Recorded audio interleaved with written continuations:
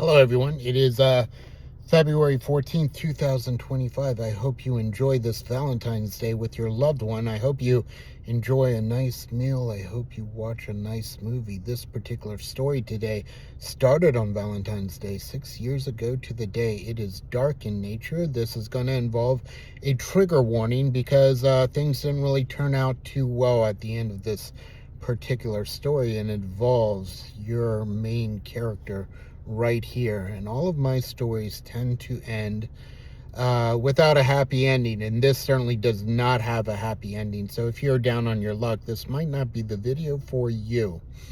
6 years ago to the day, right now, at this time, I was getting ready to board a cruise ship. I had been dating a very beautiful woman for approximately 3 months or so, and we had grown close enough and decided we would enjoy a nice 9-day vacation with each other. For myself, this was monumental. You see, for the decade prior to that, I had to work 7 days a week. I had a house I could not afford, and I had a debt I had to pay off. Eventually, and luckily, I got promoted within my job, and I had a position in which I finally commanded a little bit of authority. I was able to pay off my bills, and I had a little bit of cash to go on something as simple as a vacation. However, as a result of my newfound wealth, and it really wasn't wealth, it was just stability, I took some demons along the ride with me. I got involved with some fine liquors and whiskeys. I took a liking to them more than I typically did. I've always enjoyed them, but only in moderation. But this time, I had moved to another state due to my job, and things were just different. I just needed something to cope with the change of scenery. I didn't have my friends around me, so on, etc. It was just a different environment entirely. But little did I know at this point, I was already an alcoholic. I would have denied it thoroughly, completely, and utterly. I didn't see what it was stealing away from me, but bit by bit, it takes everything you own, everything you're worth, and will flush it down the drain.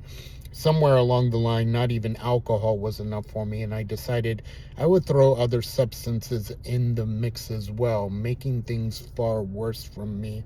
Back to the cruise. We go on it. We enjoy our time there. However, she sees a man who is a drunkard. She sees a man who is arrogant. She sees a man who is not paying attention to her. He is selfish. He is self-involved. He thinks he is something he is not. God's gift to the world. He thinks he's the smartest, the fastest, the quickest, the best at pretty much everything. And that is, of course, the spirit's talking, not his spirit, but something that has taken him over. I think at the conclusion of our vacation, she had decided to some degree that she was done with me. She couldn't take me anymore. She wasn't having fun. I understand it. I would have not given myself the time of day either. You see, when you start becoming so self-absorbed and so addicted to particular substances, that's what makes you happy physically and mentally, not being with somebody. You're not paying attention to any of their needs. You neglect them entirely. I started doing this in all facets of my life, my job, my friends, everything about it. I was just all about myself and what I needed for that particular night to take my mind off the daily grind, because somewhere deep down I wasn't happy, you see, and happiness is absolutely important. So make sure you learn to enjoy that as I weave this particular tale of darkness. It was around that time I received notification from my parents. I kind of stopped talking to them as well. I didn't need them anymore in my mind. I had some resentment against them for whatever particular reason, and everything was amplified due to what I was taking at that time. But I was told my dad wasn't feeling too well. She didn't understand what the deal was, but my mom never, ever talks about my dad or anyone in such a way unless something seriously is wrong. In hindsight 2020, would have told me that, but I didn't appreciate it at the time, so I let it slide. I didn't even call him. I wouldn't message him back, so on, etc. Little did I know he was not long for this world. Time went on. The girl I was seeing, she sent me some message that was detaching herself from me. She didn't even say she was breaking up with me. I didn't pay any attention to it. I didn't really care, because I knew I was a man, you see, and I was just on to my next fix. Time after time after time, I didn't care that she was seeing someone else. I didn't care for it at all, although I didn't visualize it on social media. But there came a time, about a few months later, about 3 months later, I went to work and I was called into the office. There were growing concerns amongst a few people of my performance. I wasn't what I was at one point. I was asked if there was anything going on. You see, people could sense that maybe I had a substance abuse issue at the time. Although I was still in denial, I assured my boss that things would be a-okay and that tales of my downfall were greatly exaggerated. I'm still the man to go to, at least I thought so in my mind. But this was a sobering moment. You see, I didn't really realize people notice this. It's when my house of cards started to tumble. Everything that looked good on the outside actually had no infrastructure supporting that, so I had a sobering moment. At that moment, it was when my ex-girlfriend posted up pictures of her and the new guy she was seeing, and suddenly everything that I thought I was crumbled beneath me. I was still the same vulnerable man who really didn't make a life for himself and thought he was something special just because he got a little bit of a piece of that American pie, that American life we all seek and enjoy, that little bit of stability that it was eluding me for over a decade.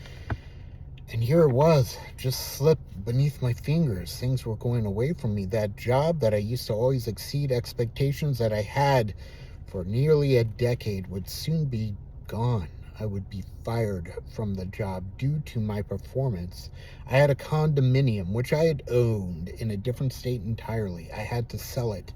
You see, I had no funds coming in for it, and whatever I made, I spent primarily on substances at this particular point. To add insult to injury, the buyer brought it at a very, very, very low price and demanded that I surrender all of my furniture, making the house turnkey ready. I had no choice but to say yes, because if I didn't, well, I wouldn't be able to pay another mortgage payment at that point in my life. I looked for support on some degree from my family members. You see, my dad was on his last legs, and I felt like my family wasn't as close as it should be. It made me believe to some degree that my dad would get better, even though we were informed that his situation was terminal. He still believed at the bottom of his heart that things were going to turn around, and I decided I would believe that as well, even though an oncologist made it clear it would not work out this way. I didn't spend nearly as much time as I should have with my father, and as he became sicker, I realized that my performance at work was so horribly bad that leaving my job made me extremely paranoid, probably amplified by the substances I was taking at that particular time. So that felt like something I shouldn't go. I felt very uneasy, like the world was collapsing underneath me, and I was free falling into oblivion. At the same time, still tremendously brokenhearted with this ex-girlfriend I decided I was madly in love with. She was a very good girl, you see. I wrote her messages, about 5 total. They were lengthy, they were long, they were heartfelt. She read the first one, the rest she didn't even read. I was very upset. The time came to pass that my dad passed away, and I was frustrated, I was angry, I didn't know what to do. I doubled down on the substances I was utilizing. I was angry at absolutely everything, the gods, the anything, the people around me, absolutely everybody. People that were close, that lived in the same proximity as he did. Didn't you see that he was sick? Why didn't you tell him to go to the doctor sooner? Absolutely everyone. No one was spared from my wrath. I would get lit up at night, write horrible messages to people left and right, at the same time looking for sympathy from absolutely everybody. People were getting sick of me doing such things, but I persevered. I continued to do it because I was still so self-absorbed despite this heaviness of my father's death down upon me. I became addicted to sympathy. I would be addicted to looking vulnerable, and initially people really did try to help me. My friends, which I've had since I was little, were there for me tremendously in ways that I cannot express enough gratitude to. It was unbelievable, it was surreal, and it saved my life. But by the same token, they saw where I was going. They saw that my attempts to actually get better weren't really healthy. I was still resorting to the things that were destroying me. As stated, I had lost my job, I had lost my condo, and I had started to lose my mind. Things weren't making sense within me anymore. I wasn't taking care of myself. I wasn't showering. I wasn't doing anything. I was just sitting there, um, sitting in my filth, in my rot. My house became covered in dried throw up because I would throw up every morning from the alcohol or whatever else I put into my body. Oftentimes I would throw up in my sleep, in my bed. I'm luckily I didn't die, but realized I didn't care at this point. You see, I was on the verge of suffering what's called a severe depressive episode. I've suffered from depression my entire life, but this was entirely different. You see, I closed my eyes one day, I opened them, and suddenly being on this plane of existence didn't really seem appealing on any level whatsoever. It was a horrible, horrible, horrible time for me to be around, and I made that clear to people. When my dad passed, I remember I did send one more letter to my ex-girlfriend, because at this point I was just angry with her. She had never expressed her condolences. She had never expressed anything. It was like I was a light switch and she turned me off. She put a video of her and her boyfriend that were enjoying their time in Vegas. You see, there were talks for a time that we would do this particular trip. And here I am watching them go on this nice trip while my dad is dead. Just died, freshly died. So I wrote her a note, and it was ugly in nature. It was mean-spirited, but maybe it was something I would have been justified in doing when the relationship initially broke off, but this was months later. I told her what I thought of her. I told her she was a betrayer. She was not true to who she claimed she was. I told her boyfriend was a slime ball, which he kind of was, because he knew she had a boyfriend. I told her boyfriend was a coward, and I told them to make sure you do not venture into any of the local watering holes I go into. And they certainly did not, and believe you me, I had people looking out for them as well. I called her a coward. I called her a loser. I called her pathetic, and I was only saying some of the things she had told me. I was reflecting what she had mentioned one night. She had very little respect for me. I had no respect for myself at this time. Months pass. I'm alone. I'm done. I have nothing. My house is a wreck. When I say it's a wreck, it is. I'm wearing dirty clothes all over day by day. I'm filthy. I'm not showering. I'm not taking care of anything. I'm just covered in filth. I smell horrible. The only people that recognize me are people that see me at the liquor store every single day. One of the young men who would ring me up made a joke about me building an entire enormous bar based on all the alcohol I would buy. I'd buy different drinks all the time too. And I would just joke around and just say, hey, it's my alcoholism. And I don't know how he felt about that, but there was definitely some concern there. Time went on. I had stopped responding to my apartment complex landlord. I wasn't picking up mail or packages, and ended up that they called and did a wellness check. They had the cops come check on me to see if I was alive. I'd turned myself off from everybody. I was kindly asked to please pick up my mail and packages because it's really overflowing. I picked up my packages. I had so many. It was 2 trips, actually. I couldn't believe that I ordered all of this stuff. I was typically high when I ordered a lot of this stuff, so I don't recall doing any of it. And it was a surprise when I would open things up. It would be like graphic t-shirts, stationery, video games, so on, etc. Nothing too bad. I just thought it was odd that I didn't remember any of it. I was disappointed in myself. To add to that, it got to a point that there was one present left. I opened it up. I didn't recognize the box. It was just weird on the outside. Chinese lettering. And I open it up, and it's an adult toy, and it's very offensive in nature, extremely offensive. I thought perhaps, like all the other gifts, I ordered this as some kind of weird gag, even though I couldn't understand it, or maybe by accident. So I checked thoroughly everything I ordered, and I cannot find this particular horrible gift. I do some research, and I find out who did it. It was my ex-girlfriend and her new boyfriend. They sent this to me, and this was just fresh off of my dad's death. She hated me that much. I went into the pits of despair, absolutely never to return. Years later, she is an academic. She makes a lot of money, and she has a life I could have had with her, one that I completely dream of. And here I am, 60 pounds heavier, without a job, without pennies to my name, living on the kindness of strangers to some degree, not a friend around me, no one to confide in, no one to talk to, on my own, completely, utterly, totally.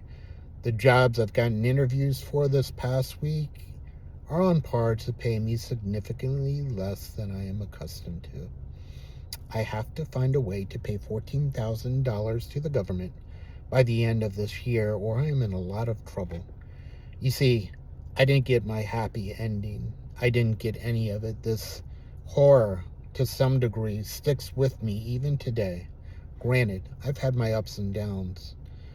The substances that wrecked my life, ruined my finances, my retirement, took away my home, my job, my love, my self-respect, I no longer indulge in. I don't know why I did in the first place. It didn't make me feel a particular way. It was escapism. It was complete, utter, total escapism.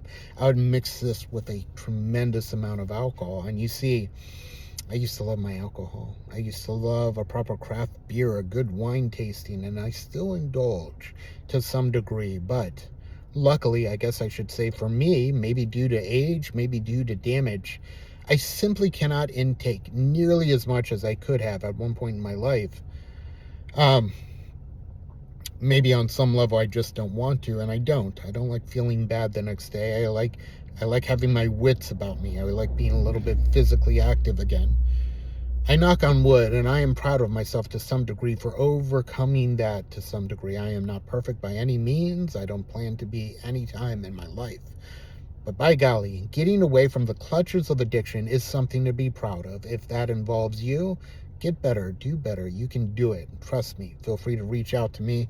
I have some resources for sure. I would suggest, though, on a very basic level, see a doctor, be transparent as far as what you're doing to yourself and how you're feeling. I remember speaking to a doctor, and he had asked me, how many times do I black out when I discussed drinking with him? And I thought to myself, blacking out, that's when you're like stand up from your stool and you fall over and you're just completely out. That's happened a few times during those few months. I was in a dark place, and I discussed with him what happened. Had fallen down a couple times, had to be like taken out, driven home, so on, etc. Woke up one night in a trap house. I don't even remember getting there. I just remember waking up on a cold floor. There were people around me who had some issues just like me, and it was just an odd place. No one was bad to me. No one stole anything. I was acquainted with them. I went home the next day, but I don't understand what happened. I remember one day I crashed a vehicle I was driving. I woke up the next day. I tried to drive it to give me something to eat, and I noticed it was wrecked. It was wrecked by me. You see, I don't remember taking it out. I don't remember the drive. I thought another car hit me until I inspected things a little bit further. I had somehow run into a tree at immense speed. This was a ginormous vehicle, and you could see the bark indented into all into everything. So that was difficult. That was tough. Um, that was me. That was my life. So I don't want to be too much of a downer, but you see where I'm at right now? You see why I'm making these videos? That severe depressive episode, although I'm not consumed by thoughts of ending my existence on this plane anymore, it still changed my mindset completely, totally and utterly. Meaning that I don't believe I am good enough uh, for any particular job. I feel like I will fail. I feel like any responsibilities given to me, I will find a way to mess up. I will feel like I will not stand up for myself in the workplace when I need to be assertive. Relationship wise, I think I would make a great boyfriend. I've been a good boyfriend before. But in my mind now, when I see a girl that may be available or I'm talking to, I say to myself, I am not good enough for them. I don't have what they need. Surely they would not be interested in me. I don't have what they, I don't have what every other guy has, whatever that mystery ingredient is. Any small like hiccup, encounter, anything that's a fork in the road, instead of dealing with it, I have a pure meltdown. Why is life like this for me? You see, that wasn't always my mentality. I used to be very optimistic, very happy-go-lucky, so on, etc. So the point being that this downfall happened to some degree on Valentine's Day, this very day, 6 years ago, while I was having the time of my life at the apex of my life, right? I could have still had that life if I played my cards straight. So it's a reminder to you to enjoy the here and now. Pay attention to yourself. Take care of yourself. Treat yourself, but don't abuse yourself, because certainly if you don't love yourself, you can't love anybody else. And if you don't love yourself, no one's going to want to love you. No one's going to try to fix you, at least not for the long term. Still, part of me is brokenhearted over that girl. I don't know why. I've had girlfriends since that time. I've been dumped plenty of times by wonderful women that were a better match for me, but my mind goes back to that time of goodness that I had and happiness that I enjoyed, a bit of carefreeness that I was able to make for myself before I was drowned in debt. But here I am once again, years later. The progress at times has been good, but overall, it's still a downward spiral. I try to tell myself I'm going to change ways. That's why I made these video series, but I've done little and less to improve anything. Still unemployed, still overweight, still tired, still resentful, and still a man who is a dog who has not seen his day. I just didn't win. And I'll end the video, even though I doubt anyone's listening, with these words. I just made a video that may resonate with very, very few people that will view my story and see that I didn't really get a happy ending currently. And that is a sad thing to see. And I want to remind you to not utilize me as a lesson, and understand, and I'll go over this too, there are bits and pieces of life that have made my life enjoyable to some degree, and you can find that as well. Point being, if you feel a certain way, reach out to a professional, reach out to a crisis line, and remind yourself there's people that you have yet to meet that will enjoy your company more than you know, and there's people in your life right now that love you more than you will know, and it's not worth ending anything over something so superficial. You are still yourself. You are still in control of your thoughts and your actions. Maybe not your feelings, but this too will pass somehow, some way. Things will get slightly better, and you'll be better than anything you can imagine. I want you to have a fantastic life. I want you to be happy. And again, this is just part of what I write, part of what I talk about, and maybe that's therapeutic to some degree.